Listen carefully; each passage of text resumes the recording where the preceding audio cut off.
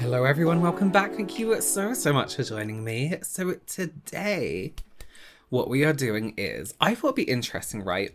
Because so many trends come round. I did a video recently about horrible trends that were coming back that maybe we should be kind of cautious of. But today I want to talk about some trends that I kind of took note of throughout the last year that slowly kind of crept up on Instagram, TikTok, whatever, and then just disappeared and they didn't quite make it. So today I want to talk about trends that almost made it mainstream on social media. Just before we get into that today, if this is your first time here, hi, my name is Robert.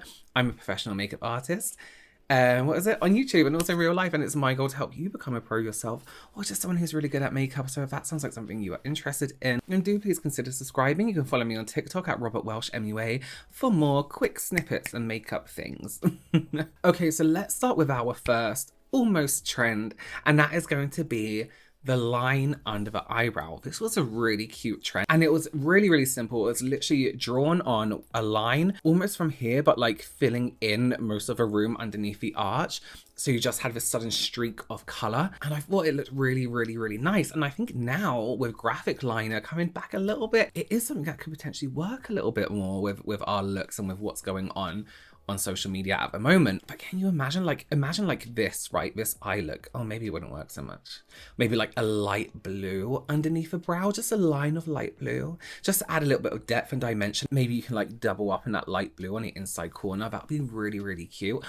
This was drawn on with like pencils, just normal eye pencils, water activated liners. And we do see this now in more like graphic liners, but people are doing the most incredible graphic liner looks at the moment. But the difference with this line under the brow is it didn't tie into anything else. Even me mentioning that inside corner, it didn't tie into an inside corner. It was a standalone, just boop, and that was it. But it looks so cute, and I think there's a lot of potential for that to be a standout kind of like signature look. You can use it to contrast what's on your eye, to match what's on your eye, match your lipstick to that little streak.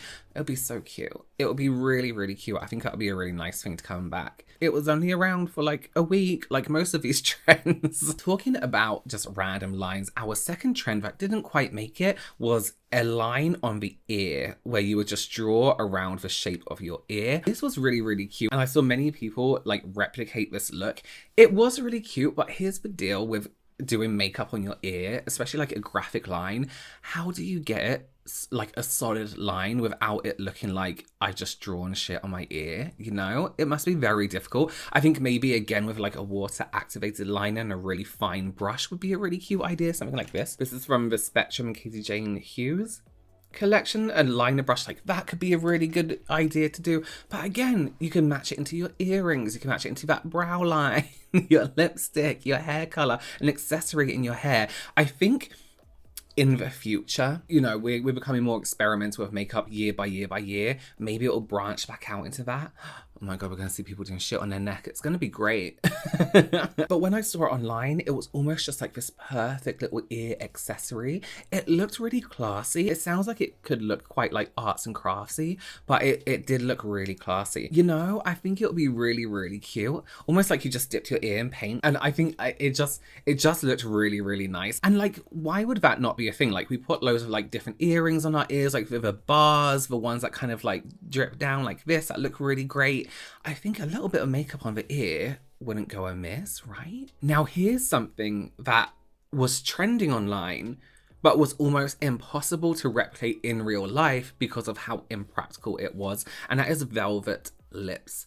The literal velvet on the lips, the material. It looks absolutely stunning. There's something about a lip that looks like velvet material, really soft, really deep and rich in color, that looked so stunning. In real life, realistically, we can't get that smoothness on the lip and that depth and that texture where it's a slight fuzz, you know? It's super impractical. You wouldn't be able to move your lips if you were using like a sticker or the actual velvet material on your lips. You wouldn't be able to eat, you wouldn't be able to drink. But it was almost a trend that was like photographed only. One thing that did happen though is a lot of brands released these incredible velvet textured lipsticks. Lisa Eldridge, for example, launched these lipsticks that look like velvet. They look so incredible, and when they're on the lip, they do actually replicate that kind of soft velvety finish. I still have it in my mind that in the future we're going to be looking at more texture on the lips. I don't know how we're going to do it. I don't know what we're going to do, but I feel like we're over gloss, we're over matte, we're over subtle shine. I don't know, sand, sand lips. I don't know. I just feel as people become more experimental, we're going to see more texture on the lips. Because you see it come into trend quickly, or you see it in editorial, or you see it in images, and it doesn't quite make it to the masses. And that's because it is impractical. So as soon as someone can come up with a practical way to have texture that isn't just gloss, that isn't just our usual lipstick on the lips, I think they'll be onto something. As much as we look at things now and think, oh, that's gross, that'd be horrible, who knows in 5-10 years where makeup trends are gonna take us? It could be a thing. Get ready for sand lips. The next trend is something that did hang around for a while and looked amazing, but here's what I think the downfall of this was. The trend is color lashes, which or have always been around, of course. We were doing like color mascara in the 80s. Well, I wasn't, but you know, people were.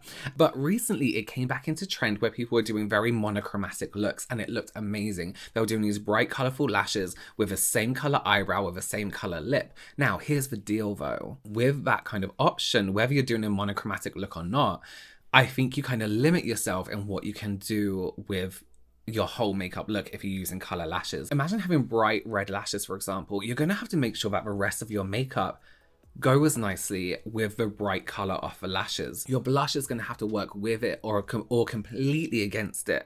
But when you think about going against red, you've got like green. The places don't sit quite well together in the looks you can create. You're very limited when you use colorful lashes.